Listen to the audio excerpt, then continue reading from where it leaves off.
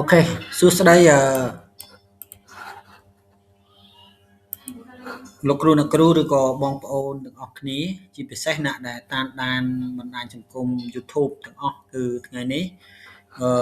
ខ្ញុំបាទឈ្មោះលោកគ្រូហ៊ុយចម្រើនជាគ្រូឧទ្ទេសសូមណែនាំនៅការធ្វើបទបង្ហាញដែលរៀបរៀងដោយ Department IT ណាពីបទបង្ហាញតាក់ទងនឹងមូលដ្ឋានគ្រឹះបច្ចេកទេសថតរូបចឹងសង្ឃឹមថាវីដេអូនេះគឺនឹងមានប្រយោជន៍ដល់លោកគ្រូអ្នកគ្រូក៏ដូចជាសិស្សសិក្ខាកាមទាំងអស់គ្នាណាបាទដើម្បីកុំឲ្យខាត់ពេលយូរខ្ញុំសូមចូលធ្វើបទបង្ហាញដូចតទៅណាអូខេចំណែកឯនេះគឺជាមាតិកាណាមាតិកាយើងមាន9មាតិកាអញ្ចឹងនៅមាតិកានេះសិតតែជាមូលដ្ឋានគ្រឹះហើយដែលយើងត្រូវដឹងសិតតែជាកលឹះទី1រហូតដល់កលឹះទី8ដែលយើងមានរៀនតាក់ទងទៅនឹង rule grid line rule offset focus exposure បាទ focus នេះមានន័យថាចំណុចដែលយើង focus exposure យើងកំណត់ពលឺកំណត់អីហ្នឹងជាហូរហែអញ្ចឹងមកណាហើយយើងមានទៀតយើងមានតាក់ទងនឹងការថតរូបនេះមានដូចជា storytelling room light pixel បាទហើយការកំណត់ setting camera ទៅលើ iPhone និង Android បាទយើងរៀនមកនេះគឺអាចចេះពីមូលដ្ឋានគ្រឹះបានហើយណាអូខេតោះយើងចូលមេរៀនទាំងអស់គ្នាគោលបំណងមេរៀននេះគឺមានប៉ុណ្ណឹងបន្ទាប់ពីយើងរៀនចប់ចេះផ្លាស់ប្ដូររូបថតដែលរូបថតធម្មតាឲ្យទៅជារូបថតដែលមានការចាប់អារម្មណ៍ជួយឲ្យអ្នកដែលចាប់ផ្ដើមថ្មីមានសិល្បៈនៅក្នុងការច្នៃប្រឌិតអ្នករៀនចប់គឺចេះអាហ្នឹងហើយបង្ហាញពីបច្ចេកទេសនិងគន្លឹះសំខាន់ៗឧបករណ៍សង្កត់ធ្ងន់ថាមិនមែនថាកាមេរ៉ាឲ្យតែកាមេរ៉ាថ្មីថតរូបស្អាតនោះទេបាទជំរុញការអនុវត្តនិងការច្នៃប្រឌិតលើកទឹកចិត្តឲ្យសិស្សវឹកវើអញ្ចឹងពេលដែលបងអូនរៀនចប់សូមឧស្សាហ៍ថតផងបើមិនថតទេគឺយើងអត់បានចេះចាំរូបមន្តនឹងទេណាអូខេអញ្ចឹងយើងចូលមកនេះគឺកន្លែងសេចក្តីផ្ដើមទេការថតរូបទាំង10កលឹះងាយសម្រាប់អ្នកដែលថ្មីគឺទី1អ្នកនោះត្រូវតែមានសិល្បៈនិងស្នាដៃដ៏អស្ចារ្យរនឹកកលឹះឲ្យឃើញដើម្បីឲ្យមានប្រសិទ្ធភាពខ្ពស់និងការផ្លាស់ប្ដូរពីរូបថតធម្មតាឲ្យទៅជារូបថតដែលគួរជាទីចាប់អារម្មណ៍ទាំងនេះហើយគឺជាអ្វីដែលអ្នកថតរូបចង់បានបាទហើយអ្នកថតរូបចង់បាននោះគឺចង់បានអាកាមេរ៉ាដែលល្អទៀតសម្រាប់វាមាន function ច្រើនបាទប៉ុន្តែបើសិនជាយើងមានតែកាមេរ៉ាថ្មីដូចគេនិយាយអញ្ចឹងប៉ុន្តែយើងអត់ស្គាល់អ្វីសោះក៏យើងមិនអាចថតរូបបានស្អាតដែរអូខេអញ្ចឹងយើងចូលតមេរៀនទៅមុខទៀតអានេះខ្ញុំសូមរំលង slide នេះចុះគឺខ្ញុំគ្រាន់តែបញ្យល់ថាមុននឹងថតរូបសូមថែរក្សាជូត lens ជូតអីឲ្យបានស្អាតដោយកណាត់គេឲ្យឈ្មោះថា microfiber មានន័យថាកណាត់ហ្នឹងគឺជូតទៅអត់មានប៉ះពាល់ទៅដល់គ្រឿងបរិក្ខារយើងនេះទេណាបាទហើយយើងជូតយ៉ាងម៉េចសូមអានមើល slide នឹងបន្ថែមមកព្រោះ slide នេះខ្ញុំចែកជូនទេណាអូខេបន្ទាប់មកទៀតគឺខ្ញុំផ្ដោតកត់ធ្ងន់លើអានេះពោះគឺយើងរៀនពីមូលដ្ឋានគ្រឹះគឺលើអានឹងតែម្ដងលើអា grid line និង rule offset grid line ប្រែថាប្លង់បាទប្លង់សម្រាប់យើងថតឬឯ rule offset នេះគឺជាអ្វីដែលយើងចង់បង្ហាញបាទអញ្ចឹងនេះគេដាក់នេះ grid line នេះ grid line គឺចូលទៅកាន់កន្លែងកំណត់កាមេរ៉ាទៅហើយវាមានមុខងារបង្ហាញបន្ទាត់ក្រឡាបាទកាឡាចាក់ត្រង់ហ្នឹងនេះហើយគឺជួយឲ្យយើងមើលឃើញនៅប្លង់រចនាឲ្យកាន់តែច្បាស់បាទដាក់វត្ថុនៅកន្លែងប្រសពគ្នាបាទអញ្ចឹង grid line នេះគឺសម្រាប់ធ្វើអញ្ចឹងទេសម្រាប់ឲ្យយើងថតទៅត្រង់ហើយយើងចេះដាក់រូបប្រសពគ្នានៅកន្លែងហើយកន្លែងនេះគេនិយាយថាបង្កើតតុល្យភាពការប្រើប្រាស់ rule offset អញ្ចឹងក្តាប់ឲ្យបានកន្លែងហ្នឹងគឺ rule offset មានន័យថាគឺជាកន្លែងដែលបង្កើតតុល្យភាពនៃការថតរូបកុំឲ្យកន្លែងនេះត្រូវផ្ដោតអារម្មណ៍ទៅចេញកន្លែងនោះត្រូវយកប៉ុណ្ណេះភាគរយទៅចេញប៉ុណ្ណេះភាគរយអញ្ចឹងគេឲ្យយើងប្រើ rule offset ណាមើលរូបនេះខ្ញុំទទួលយកបានហើយប៉ុណ្ណេះគេកែកុនហ្នឹងគឺពលឺគឺស្អាតហើយមុខគេក៏ពលឺដែរហើយខោអាវរបស់គេគឺស័ក្តិសមទៅនឹងផ្ទៃ background ហើយមុខរបស់គេហ្នឹងស័ក្តិសមទៅនឹងសក់ thì chẳng là nó chạm vào đó mà rút thọt này dừng mơ tới cứ khơi thà xa và ok chẳng dương châu đo cái lại focus nâng dương exposure focus ní dương prime mới tha ca đào nè hay đập exposure ní prime mới tha phần lử chẳng ca bắt đào nâng ca cầm nọt nó quấn phần lử bà này cái đạo rút ní mền ọt phải giáo chứ nè nên dương được ở mơ tha cái lại ní cứ cái lại bắt đào thì khơi cái đạo rút xì nhà ní miền pruin bạn chòm ấy bà nâng cái lại dương thép nó lơ tù giáp á này đầy cho thêm lơ tù giáp á hay rút tivi ní cứ sầm ruột bự lư chẳng pe để cho thép ấy sầm ruột bự lư nó lại nâng tầm mòn nè bà sầm ruột bự lư tầm đòn bà này cái đã cho bật top bị cho focus hơi từ ba rút thọt bự lư pe đấy cái đã ba rút thọt bự lư pe ô từ còng ba rút ngất ô từ lơ ba rút lư pe cái trong dây là ba rút thọt nó bự lư pe ô từ còng và rút thon là ngất dương ô tờ lờ ní cái này dương cho thép rò đón nè peanut môn nâng thọt rút ok chẳng cái này ní cái trong dây tha hồi dương miên ca sắt áp hồi dương miên cả thép focus hồi dương gray blue gray ai át tục đây ở nắng chạm dương đặt tới project tới cứ xa và lại những cái trong dây chẳng nè ok chừng to từ một tiết ba lõ mê riêng này cần lướt ti buồn bà mánh cần lướt ti mán cần lướt ti bảy cần lướt ti muối cần lướt ti pi cần lướt ti bảy lâu chân châu đó cần lướt ti buồn ní cứ golden hour bà golden hour nó trong vậy tha ok đây là o sầm nạp dư cả mi học cả bệnh chẳng trừ chạy mơ pe prắc nâng pe rồi xìl vì mình ai tha nê ruột ní cái đạn trắng trong con trói ruột ní cứ trong kịch tha và hai chiếc ngày ra từ chó chân bật ngày ra golden hour bao viết cứ màu mán màu pram ấy dương tao đo là anh thì tăng từ dương sờ rê sờ rong ấy dương rong chấm ngày ra men dương tao đo thọt rút ngày ra dương tao mau của môi mong dương tao mong buồn mong đọc ấy nó men ngày ra đi nó cứ miền ta blue pratit viết bánh blue pot bát hơi chẳng hạn á ok chẳng tích tiết trong năng lực dốc một đo cái này ní tí tiết nhung dây rung lắc lăng vinh nói cái này ní là việc can camera ba là việc can camera nó cứ dự đặt đáy can tù sạp ở chọp nè đầy tưởng phí can tù sạp đầy mà kháng cứ nộp này càng cắm đầy mà kháng tiết cứ nâu chấm hiền vì thế ní chui về dương can cắt và thôi ca làm nhỏ và ní trâu ấy đây mà kháng ní can bị cắm đây mà kháng can bị chấm hiền tay dương chun cá ở té đặt tại đây muối proi tới vâng chẳng việc phơi ruột dương bị nâng lỏ đó thấy cái ao dương mất hơi sừng ngòm về để dương thoát cứ xong rồi thấy dương thoát proi chân từ thấy bờ sân chia miên upaco chầm nuôi ấy dương pra class tới đôi chi cả dương pra sầm rạp cho camera đòn camera vậy cho mất đòn camera nó dương pra tới và nâng chỉ trong dây chẳng cái lại nhận ok cái này ní cứ storytelling ta rút dương trong bằng hai vị ấy dương mơ u ta ho chạ sài bà p để dương từ thọt rút cứ cho bác na cứ dương trong rút dương nâng bằng hai tha story nâng dây bị ấy rương nào nâng dương mình chạy thọt tê rồi sân bờ bong ôn được nia từ lên như sầm mót và còn chia story nâng cứ miền style bài sầm mót tài sốt sài rom sốt sài nhầm sai hô bình chiêu miền kia tràn lược đại lược chương freestyle nè chẳng á na chẳng kia cái prap vì rương rau thật bằng hai thả rương nâng tờ dương trong màn ấy môi dây cắt đó nè môi rồi mơ mồn xong kết mơ bạn ra các vật thổ nâng vật lừ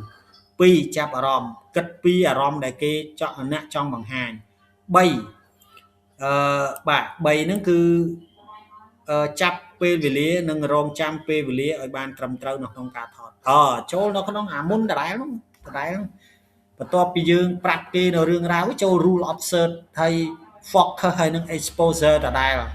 và dương bắt đầu focus này bắt đầu exposure sẽ bật lử ok trong nhung sông to từ một tiết bà dương nó cái lượt thì mỗi cái lượt thì cùng pal cái lượt tìm pal này cứ bắt to phải dương thọt rú khai dương trâu nè យើងកែរូបភាពជាមួយនឹងកម្មវិធី Lightroom ឬហើយនឹង Pixel បាទនេះគេនិយាយពីកម្មវិធីឯណានៅក្នុងទូរស័ព្ទដៃយើងនេះ Adobe Lightroom Mobile មុខងារសំខាន់សម្រាប់កែពន្លឺអានេះនិយាយចំ preset អីហ្នឹងគឺគេធ្វើនៅអានេះដល់ពេលមួយទៀតមានកម្មវិធីមួយទៀត Pixel ហ្នឹងគឺសម្រាប់ដាក់ effect ដាក់ filter ដាក់ sticker ទៅសេអសអញ្ចឹងយើងនិយាយសរុបរួមមកវិញគឺយើងពេលដែលយើងថតរូបបើសិនជាយើងចង់បានលើសពីអ្វីដែលរូបថតដែលយើងថតរកាមេរ៉ា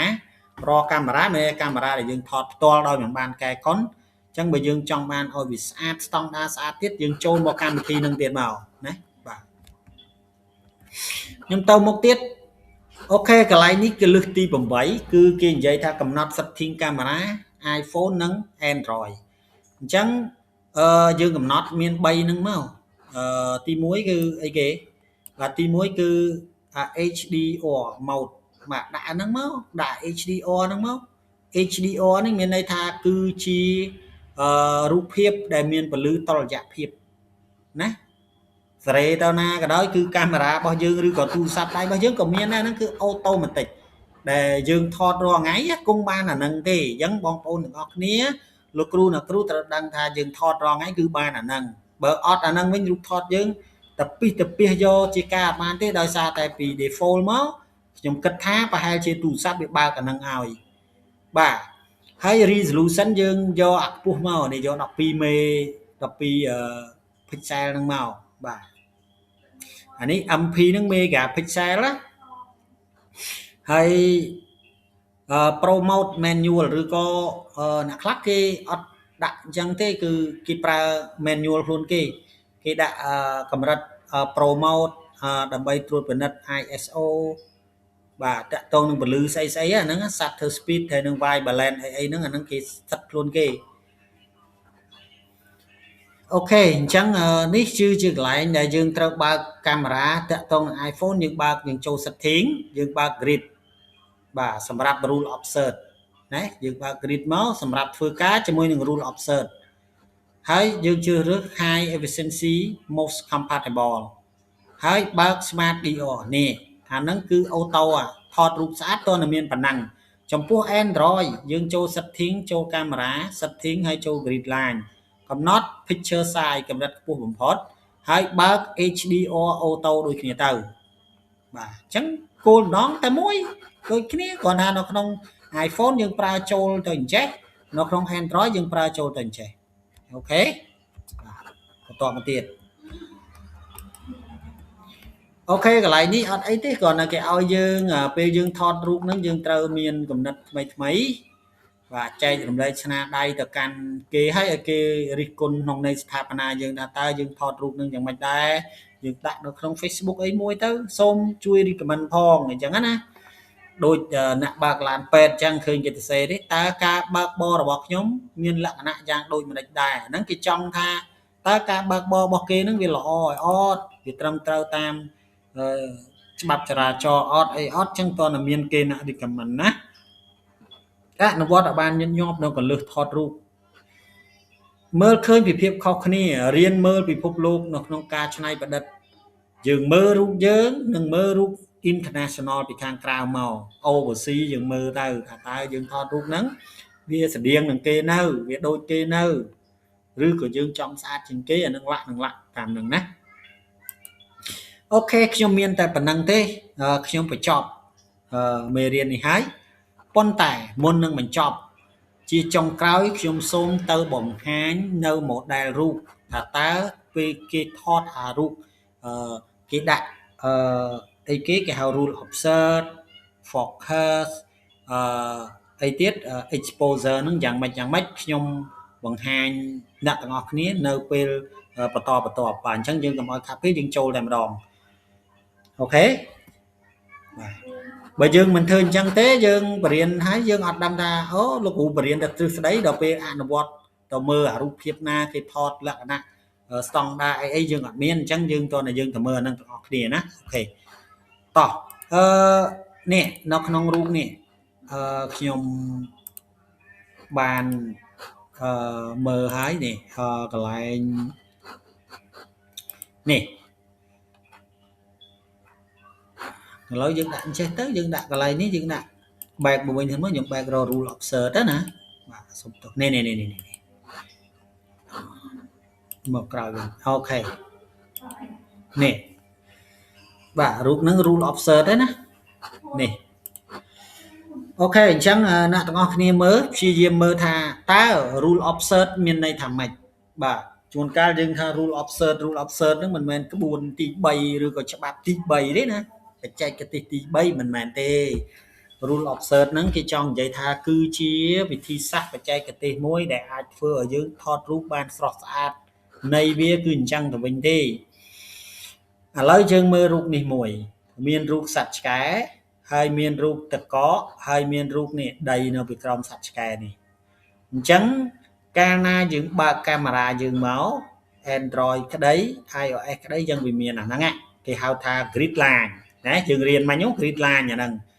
ចឹង grid line នេះគ្រាន់តែជាប្លង់ទេអញ្ចឹងឧទាហរណ៍យើងមានសត្វឆ្កែមួយនៅកន្លែងនេះហើយយើងមានទឹកកកនៅកន្លែងនេះយើងមានពពកនៅកន្លែងនេះយើងមានដីនៅកន្លែងនេះថាតើយើងពេលដែលយើងថតយើងចង់ចាប់អារម្មណ៍ទៅលើអីគេច្បាស់ណាស់យើងចាប់អារម្មណ៍ទៅលើ2នេះករណី2គឺទៅលើសត្វឆ្កែនេះមួយហើយនឹងទឹកកកនេះមួយឃើញទេសត្វឆ្កែនេះមួយទឹកកកនេះមួយអញ្ចឹងក្នុងន័យនេះគេគ្រាន់តែឲ្យយើងអត់នេះទេគ្រាន់តែឲ្យយើងថាបើសិនបើយើងចង់ថតរូបយើងត្រូវដាក់អា Delta Grid នេះមកនេះនៅក្នុងកាមេរ៉ាយើងនេះវាមានទេណានឹងកន្លែងហ្នឹងខ្ញុំបញ្យល់ប៉ុណ្ណឹងសិនអូខេចូលមកដល់រូបនេះតើរូបនេះជា rule of search អត់រូបនេះគឺ rule of search រូបទាំងអស់ហ្នឹងគឺជា rule of search អញ្ចឹងនៅក្នុងរូបនេះ rule of search ដូចគេបានបញ្ជាក់ខាងលើលោកគ្រូបាននិយាយមិញថាទី1គឺគេត្រូវប្រើអា grid ហ្នឹងដើម្បីឲ្យដឹងថាតើកន្លែងមនុស្សនៅកន្លែងណាទេសភាពនៅកន្លែងណាអីនៅកន្លែងណាអញ្ចឹងក្បួនរបស់គេមានន័យថារូបនេះរូបមនុស្សនេះយើងឃើញរូបមនុស្សនេះបែរមុខទៅណារូបមនុស្សនោះបែរមុខទៅខាងឆ្វេងមិនអញ្ចឹងហ៎បែរមុខទៅខាងនេះនេះអាកន្លែងខ្ញុំនេះអញ្ចឹងមើលរូបមនុស្សនោះបែរមុខទៅខាងឆ្វេងចេះអញ្ចឹងរូបមនុស្សហ្នឹងគឺត្រូវតែយកអាបន្ទាត់ត្រង់នេះនេះអាបន្ទាត់ត្រង់ដែលគេគូនេះហើយនឹងអាបន្ទាត់ដេកមួយនេះគឺឲ្យនៅយ៉ាងម៉េចឲ្យប្រសពមុខមនុស្សហ្នឹងក្បាលមនុស្សហ្នឹងឲ្យប្រសពនៅចំកន្លែងហ្នឹងមកណាឲ្យប្រចំលើកណាហើយអាបន្ទាត់ត្រង់នេះត្រូវគូសឲ្យចំពាក់កណ្ដាលយើងធ្វើដូច្នេះកុំព្យូទ័រសំទោសមកកាមេរ៉ាទូរស័ព្ទក្តីកាមេរ៉ាកាណុងក្តីអីក្តីគឺវាប្រាប់យើងថាយើងបានដាក់ rule of search ហើយអញ្ចឹងកាលណាយើងបានដាក់ rule of search ហើយគឺយើងថតរូបហ្នឹងគឺជាទីចាប់អារម្មណ៍ហើយបាទអញ្ចឹងណាអូខេអញ្ចឹងខ្ញុំចង់បញ្ជាក់ថាកាលណាបើរូបបែរមុខតនេះគឺយើងថតយកខាងនេះរៀងទលាយមកអញ្ចឹងខាងនេះយើងទុក space តិចទេអញ្ចឹងណាហើយចំពោះការមើលទៅលើនេះវិញយើងដាក់ចំណុចខ្លួនយើងមកត្រឹមនេះហ្នឹងគឺឲ្យចំកណ្ដាលមួយចេះមកហើយជើងសល់តិចតិចក្បាលនឹងជើងសល់តិចតិចអីគេនេះបាទនេះមកកន្លែងរូបនេះមួយទៀតកន្លែងរូបនេះគឺជាកន្លែងដែលអារូបចង់និយាយថាគេមិនបែរមុខទៅឆ្វេងឬក៏គេមិនបែរមុខទៅស្ដាំតែគេបែរមុខទៅក្រោយវិញអញ្ចឹងបើកាលណាបែរមុខទៅក្រោយប្រកាសណាគឺអ្វីដែលយើង focus គឺនៅកន្លែងនេះហើយនៅកន្លែងដែលយើងគូប្លង់ហ្នឹងគឺសុំចាំថារូបមន្តដែលគេឃើញនេះពុះកណ្ដាលនេះឲ្យចំផ្ទៃមនុស្សកណ្ដាលមកណាចំមនុស្សកណ្ដាលមកអញ្ចឹងយើងធ្វើបែបហ្នឹងអាកន្លែងនេះសុំថាធ្វើម៉េចបើយើងថតបានល្អឲ្យចំអារូបនេះកណ្ដាលចេះមកណាបាទហើយប្រសិនបើរូបដេកផ្អៀងបាទខ្ញុំសុំនិយាយរឿងរូបសត្វឆ្កែនេះបើផ្អៀងចេះយើងពុះអានេះអារូបរាងគេហៅថា landscape ណាអញ្ចឹងយើងពុះឲ្យចំកណ្ដាលខ្លួនសត្វឆ្កែហ្នឹងមកអញ្ចឹងយើងចង់និយាយចឹងអញ្ចឹងការថតរូបបែបនេះបើមាន grid line មានអីហើយបើមានរូបមនុស្សពុះចំកណ្ដាលនេះហើយបើមនុស្សបែរមុខទៅណាយើងទុកផ្ទាំងខាងហ្នឹងឲ្យរាងធំទៅមិនមានន័យថាមនុស្សបែរមុខទៅហ្នឹងយើងយកអាមនុស្សខ្មៅនេះយកមកដាក់ត្នេះនេះមកដាក់ត្នេះអាហ្នឹងអត់ត្រូវទេណាអត់ត្រូវទេមានន័យថាការដាក់មើលទៅគេសិក្សាឃើញថា lens ផ្នែករបស់យើងនឹងចាប់ទៅមើលទៅវាអត់ចាប់អារម្មណ៍ទេណា អូខេអញ្ចឹងនេះកន្លែងនេះមួយទៀតគឺយើងចុះបើមនុស្សបែរមុខត្រង់ចេះទៅវិញតែមនុស្សហ្នឹងមិនមែនត្រង់ប្រហែលទេដូចបែរមុខរៀងមកខាងឆ្វេងដែរណាអញ្ចឹងជើងឃើញនេះផ្ទៃគេដាក់នៅនេះឬគឺវាអញ្ចឹងគេដាក់ទលាយហើយកន្លែងនេះគេដាក់ឲ្យរៀងតូចហើយកន្លែងដែលរូប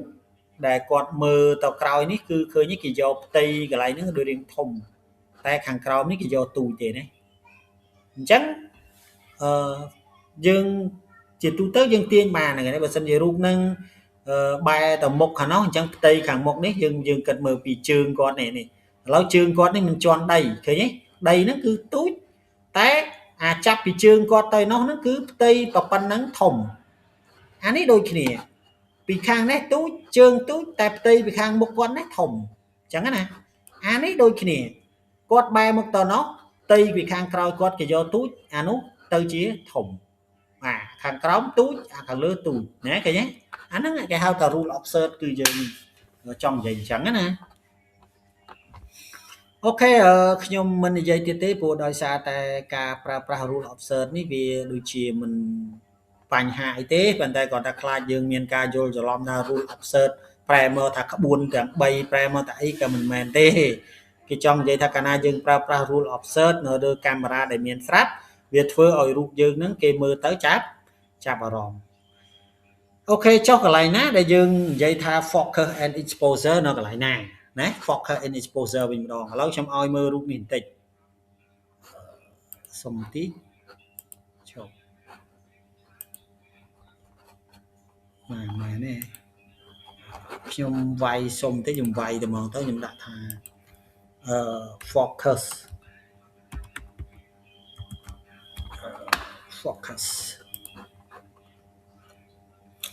បាទនេះនេះអត់ពិសឹងបាទខ្ញុំដាក់កាមេរ៉ា focus